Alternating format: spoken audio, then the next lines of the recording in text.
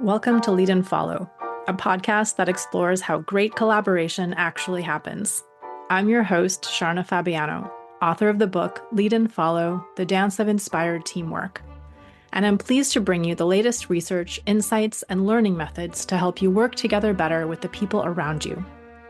I help founders, solopreneurs, and new leaders become great at collaborating because I've seen how much more becomes possible when people integrate their ideas, perspectives, and strengths in a practical way. To learn more about coaching with me and for a one-time discount on your first session, go to sharnafabiano.com/coaching and enter the promo code podcast. The link is in the show notes. And now, here's the episode. Today I'm speaking with Tilla Foljanty. Tilla is a stage manager for opera productions in Bonn, Germany, and she's also a longtime tango social dancer, which is how she and I know each other. She has some really wonderful insights around how she both leads and follows in her job, where she works with many different people involved in a large-scale production. Tilla, welcome to the podcast. Thank you. Thank you, Sharna. It's nice to be here. Tilla, you work as a stage manager. For listeners not familiar with theater or opera, could you start by just sharing a little bit about what that role is? Sure. I translate it as stage manager. We call it Inspizient, which is slightly different to what people in the US or UK might know. But we are responsible for the run of every show we stage in theater or opera especially. And so from the start of the show, or even half an hour before, we do our first calls, and we end after the final applause. And we are also responsible for the run of every rehearsal, and we give every entrance and every time and every lights and everything like this. Yes, we are in command for the run of the show. Thank you. Yeah, I think that word manager is definitely an indicator for us, right? And because we call it that, I think many people might assume that stage managing is like being a leader. But when we were chatting about this a few weeks ago, you said that actually there's a lot of following in it as well. So I'd love to hear you say more about that. If you see the theater, you have the artistic part. And here in Germany, we are part of the artistic side of the house. And on the other hand, you have the technical part. And you have to bring all these together. And I'm kind of sitting just in the midst of it. And stage management describes the third party in artistic and tech. And so what we do is to connect to the artistic part, to their ideas, and to transfer it into something happening technically on stage. And so this kind of in-between position has different focuses. So if I'm with a director because he or she tells me about what they want to see, or like the vision of the show they are staging, I have really to connect and to follow what their idea is. It doesn't really matter what my idea is about the outcome of it.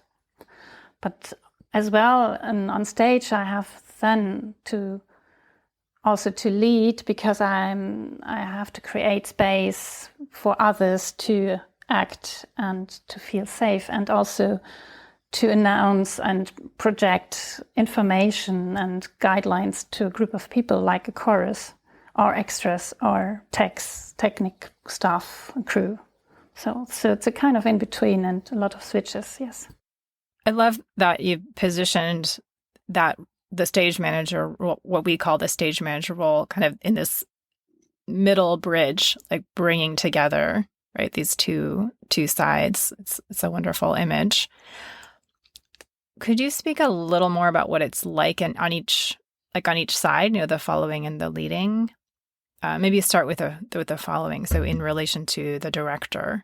Most of the times it's someone I haven't met before. So then you don't know about how he or she talks or what is important, more like the visual things or more like other things. So you have to kind of get this information out by asking, but also kind of by sensation of how it feels to be around them, or how the space feels when they are doing their work.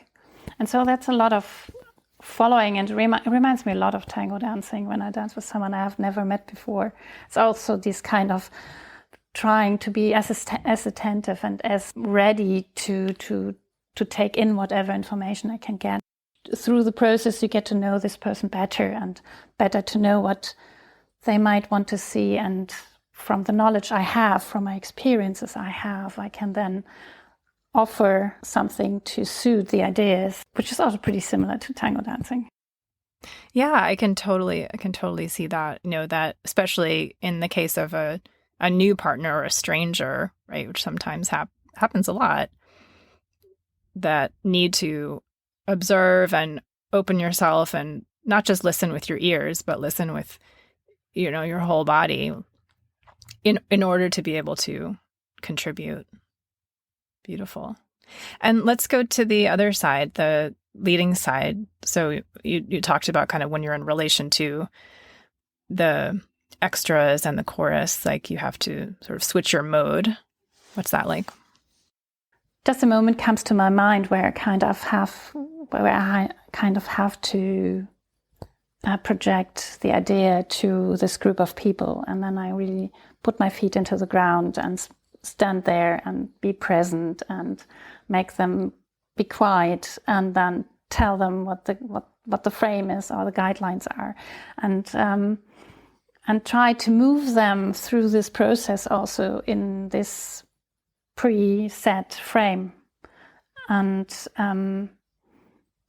this is a kind of leading. And then in another moment when it could be in the same moment or just a second later, that I have to turn around to the director to see what he or she is offering or wanting to adjust, and do the swap again. And people who know me for years in the opera house, they know that one thing is a role, like standing there and announcing what the rules are, and there's the person itself is at the side, something different maybe. I think that's really important that you pointed out that it's a role you have to take on, right? Whether it's leading or following, it's not like an identity, like it's not who you are always. But in order for things to happen, you have to step into this, right? One of these two roles. Someone I've learned a lot from, Mark Hurwitz, another writer, scholar, and teacher on followership, says, if you're not leading or following, you're not collaborating. And so the definition of of collaboration is being in one of those two roles. Do you have any thoughts on that? Yeah, I think I like the idea of collaboration. It's also, when you do opera, when you do a new production working with a director, you never really know how it will look like. It's a process. You are going somewhere visualized in its head, but he has to bring it out, and we have to make it happen together, and I have to take over, and I'm responsible for that. And so it's also this kind of collaboration, because we don't know what's ahead of us.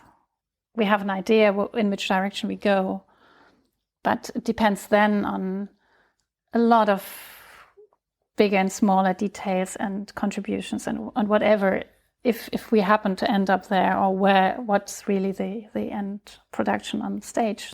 That's so true. And it's so clear in something like a stage production or a dance even, that you both enter this process like a journey, and neither of you knows what the eventual outcome is going to be exactly. And I think that's really true in anywhere. I mean, it's even true in work or business or something that seems very predictable. There are always surprises and speed bumps and problems that emerge out of nowhere, and we have to rely on these leading and following roles, even if we're changing in them, in order to continue the process, right? To continue collaborating and somehow get to the end, whatever the end is.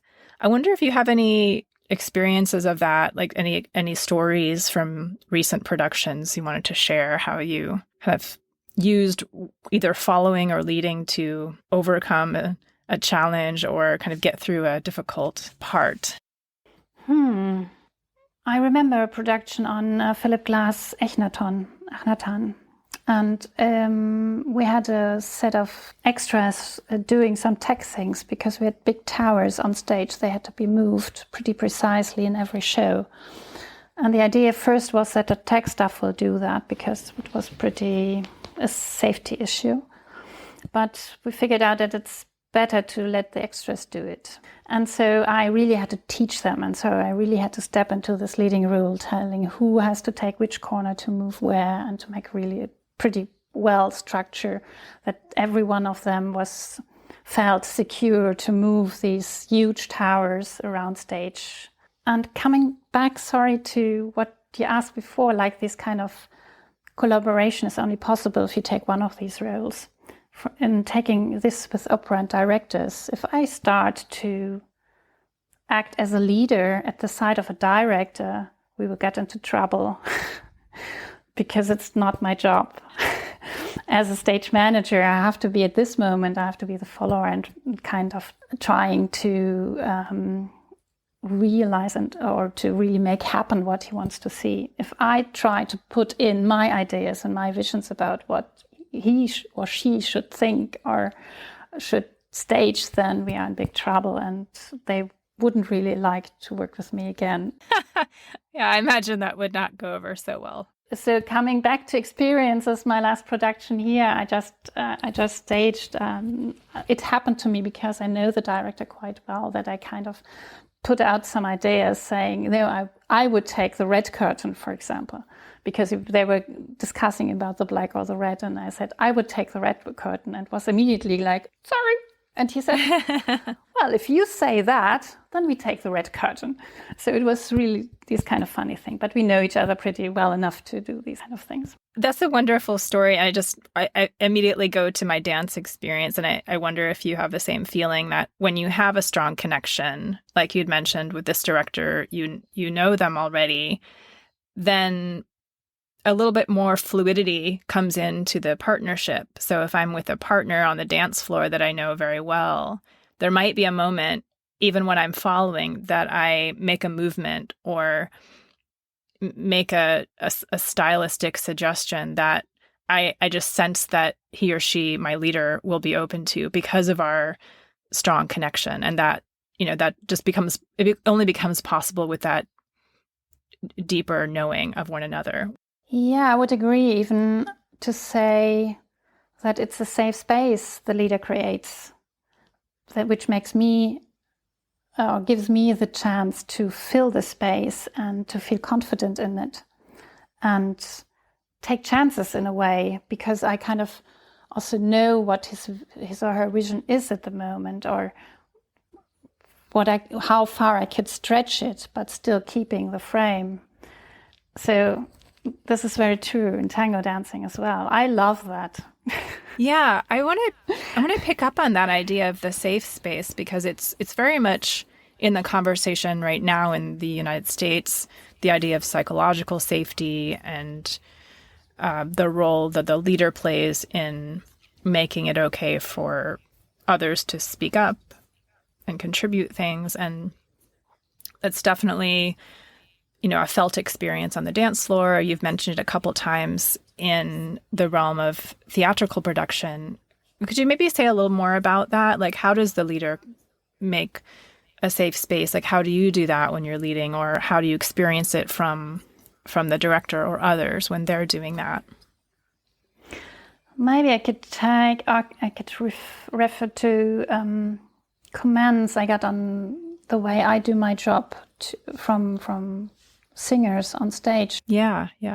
I had it just recently that a few, more than one of them said, when you are there, I can relax because I know that you check the stage, that you are concentrated, focused, that you know your stuff, that you have everything in place, that you do whatever you could to make it a safe show. And the moment I see that you are at the desk at prompt corner, then I can relax and can open up everything to deliver the best performance I can. And this expresses, I think, quite touching how important it is for them to feel safe before they enter and perform in front of hundreds of people. And I don't really know what I do to create this space. But what they tell me is really this kind of being prepared, being present, coming and checking with them before the performance starts every time, like, everything okay? Do you really want to go for the show, in a way, like, are you okay? And have fun, and also telling them that now it's going to happen, so places please, and the show is open, and they feel safe, and that's the best a leader, I think, can do. It's so important. And what I'm getting from your description, I know you said you're not sure what it is that you do, but one is preparation, right, for sure. But also it sounds to me like you care, like you're expressing that you care about them, right? Which I think we don't always get at work, from the people that we follow, from our managers and supervisors. And, even for sure to take this even to a civic level, I think, at least in the United States, I can just speak to that. There's a lot of anxiety around not being able to trust our political leaders right now and not feeling like they care about us. And that is it's a crisis. And I don't think it's an exaggeration to say that. So yeah, I really see that echoed on so many levels right now. Yeah, true. Sadly, but true, yeah. And also here, and also in theater business especially, it's a big issue at the moment to have safe spaces and also to establish things like feedback culture and, exchange on a more horizontal level, and leadership on a horizontal level. And so it's a big issue here as well, yeah. Mm-hmm. Yeah, well said, well said. I feel like this ability that you have to switch between roles, I mean, partly it's built into the job, right, of the stage manager, because you're serving different people for different purposes. But it just seems so valuable to me, no matter what your job is, to be able to switch depending on the context. Is there a way that you learn to do that, do you think? Is it, did your dance experience influence that? Or I'm just curious if there are any other thoughts you have on learning how to switch roles. Knowing tango and knowing the different roles, like the leaders, the outside frame, and the followers, the inner core, and both are active and both are able to design and to fulfill their roles together to bring something new to the floor. Makes it so much clearer to see that I switch roles in this moment, because I think I never really thought about it. With my work as a stage manager here, the point is that in the formal organizational structure of the theater, I have no position. I'm not a department head. I'm not a manager in this way. So I always have to find my space in the team, the production team, the creative team coming from the outside, but also the group of production team inside the theater. And I'm used to this because I worked as a production head for events before that, where you always have different teams you work with, and then you always have to see, where am I? What is my position? Where do I have to adjust to stand more secure in the ground, or where do I have to be more flexible, and things like this. But tango dancing and the idea of lead and following helps a lot to understand what's happening. Would you speak a little more about your dance experience? I think that could be interesting for listeners, because you've been dancing for so long and you've danced both roles. And I've heard you speak before very beautifully about the following role. Maybe share with us a little bit more about what you love about it so much. Yes. Well, maybe shortly. I started, as most of the women did, as a follower. And I did a lot of other dances before, so I had a lot of experience to move and also already to follow. And I never questioned it to be a follower. But at a certain point, pretty early in my tango career, I was asked to teach And then I had to learn the leader's part. I didn't really want to learn that because I thought it would influence my following. But at this moment, I had to know how to lead, because you cannot shadow it like in ballroom dancing. You cannot do just the other way around and then it's working. It just doesn't work in tango. And so I started to lead. And from that moment on, other leaders told me, oh, your dancing changed, so where did you take classes, in a way? And I was like, I didn't take classes. The only thing I did, I was starting to lead. And so it influenced my following, but in a completely different way than I thought.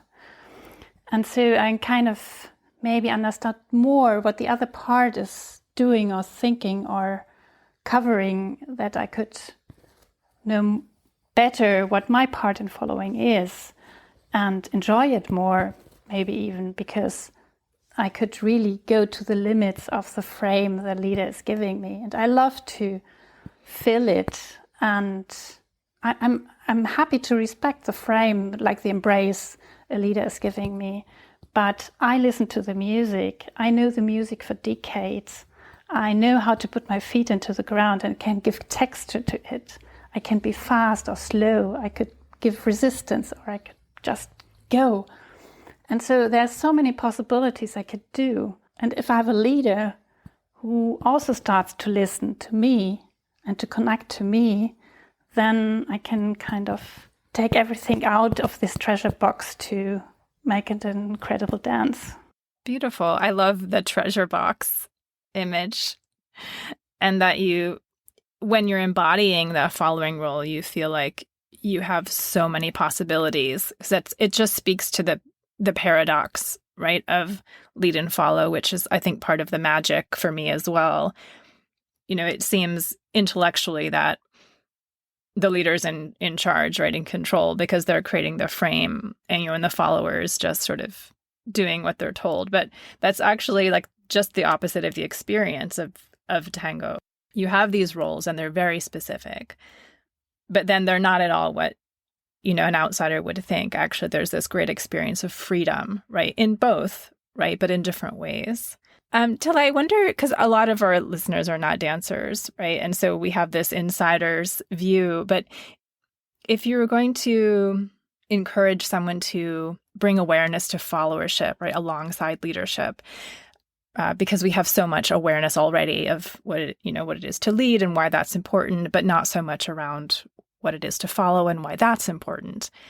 What would you suggest, or what could you offer to someone who maybe isn't a dancer but who's interested in trying on, following, wherever they are, whatever their job is or in their life? The idea I had, and I also tell in business, is I can only be a leader when I have a follower, or at least one. Because if no one is following, then I'm not a leader. And it's more like if there's someone who's connecting to me, or if I'm connecting or giving them the opportunity to connect to me, then I can be a leader. From the follower side, also from my experience with directors, is really to maybe this is the practical thing, to stand in front of them and to watch them, to look at them when they kind of try to deliver what their vision is, and to really try to get as much information, not only through the words they're saying, but through what they really in their deeper self want to tell you. And this is also what I do in tango, like trying to put myself into the other person's inner core to connect better, and really leaving aside everything what might disturb me at this moment. I have no idea of time of the day, if I have to eat or not, so I don't care about that. I really have to connect this moment and be there and be ready to receive whatever information put in front of you. Yeah, I think those are really great observations and suggestions, and I can imagine applying them almost anywhere. That I hear in your description a very strong commitment to the other person, and that's maybe one way to think of connecting, right? Because connection is a term that we also hear a lot, but there's a really strong sense of commitment in what you're saying to focus and observe and open to the other person, not only their words, right? But like with your whole being, being there in the moment and being open to what might come. And I also love what you said earlier about, being a leader depends on someone doing that for you, right? Being willing to connect with you. I love that. It's such a great thing to remember, if one finds oneself in a leader position, that not to take it for granted, right? That it relies on this commitment that you're getting from at least one other person. Yeah, and also not to think that it's like just there that someone is following. You have to put an effort into it as well, to give them a chance, or whoever, to connect. Yeah. And then in a good dance, but also in a good work environment where you kind of switch these kind of roles, a leader gives an impulse, and as a follower I can say, okay, I see the message. Then the leader has to follow in a way. And so it's coming to this moment where maybe I step not exactly where he or she wanted me to step, but nevertheless we have to move on. And I think that's also true in business, like it is in dancing. Very much so, right? And because we're all a little bit different humans, right, from each other, and so there isn't, there's like no such thing as the perfect step. I think I've learned that a lot from dance. Is okay, everyone's going to step. Maybe they're all going to step left, but it's going to be slightly different. And to expect one person to be identical to the next is just not possible. And so embracing those subtle differences is kind of a key to, unlocking the best that can come out of this dance. I'm always kind of sad that when people think that followers are more passive, or that the leader makes the follower move.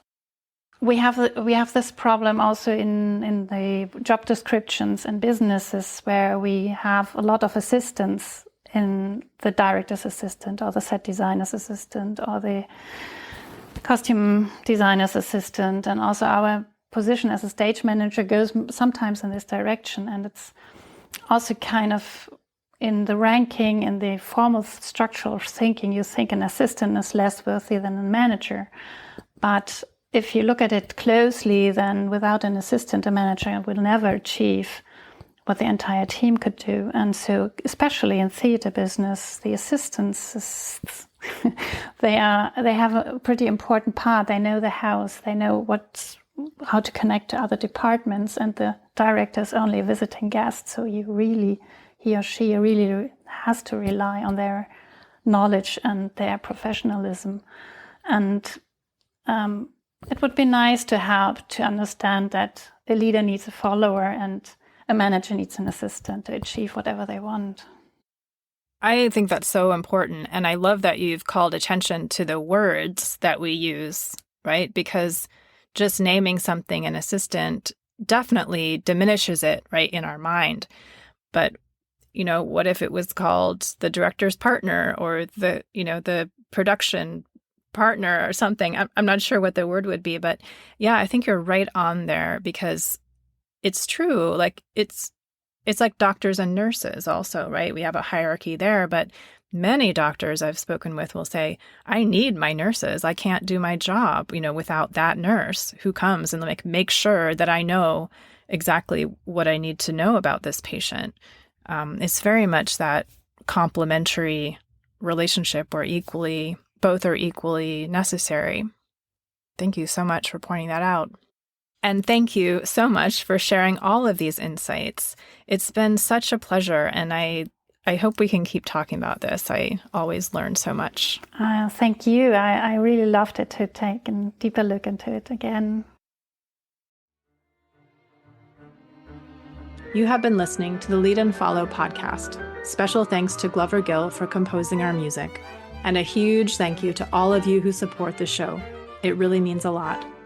If you enjoyed this episode, please share it with a friend or consider joining the Lead and Follow fan club for as little as $3 a month. There's a link at the bottom of the show notes.